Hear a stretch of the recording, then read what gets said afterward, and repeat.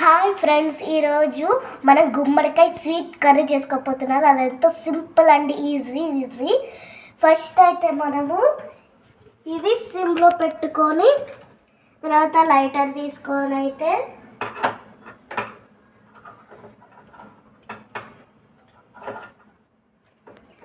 Friends ఆ తర్వాతకి ఈ గిన్నె అయితే ఇక్కడ పెట్టుకోవాలి.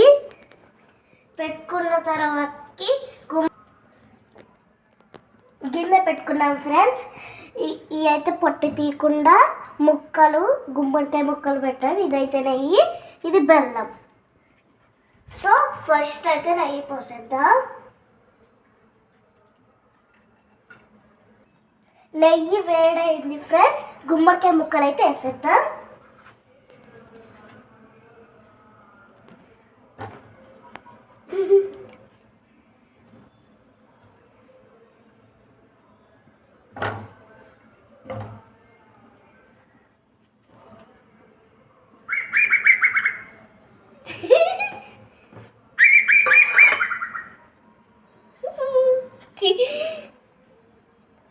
స్టవ్ హైలో పెడదాం ఫ్రెండ్స్. ఇప్పుడైతే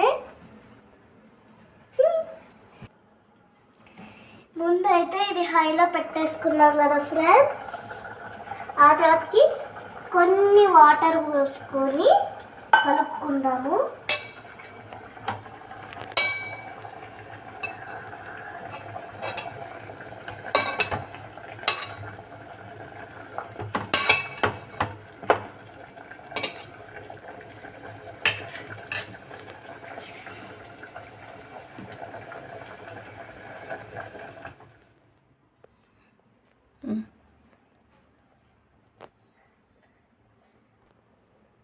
ఇప్పుడు ఇది ఉడుకుతుంది ఫ్రెండ్స్.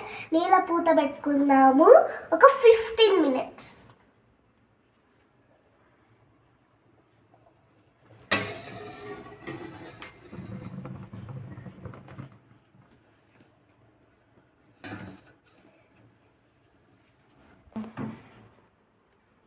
ఒక 15 minutes అయ్యాక బెల్లం వేసుకుందాం ఫ్రెండ్స్. అయిపోతుంది. బాయ్. ఇప్పుడు ఇదైతే ఉడికింది. మనం బెల్లం వేసుకుందాము.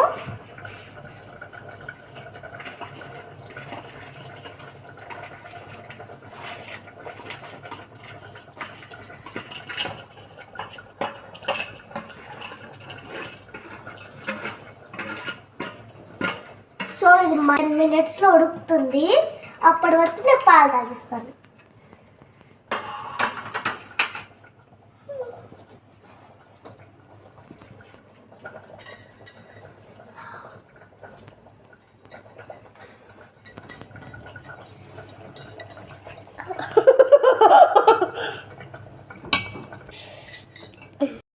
గుమ్మడికాయ కర్రీ అయితే అయిపోయింది ఫ్రెండ్స్.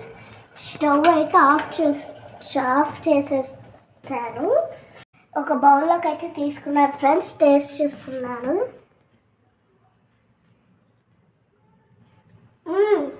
సూపర్. మీరు కూడా చేసుకోండి.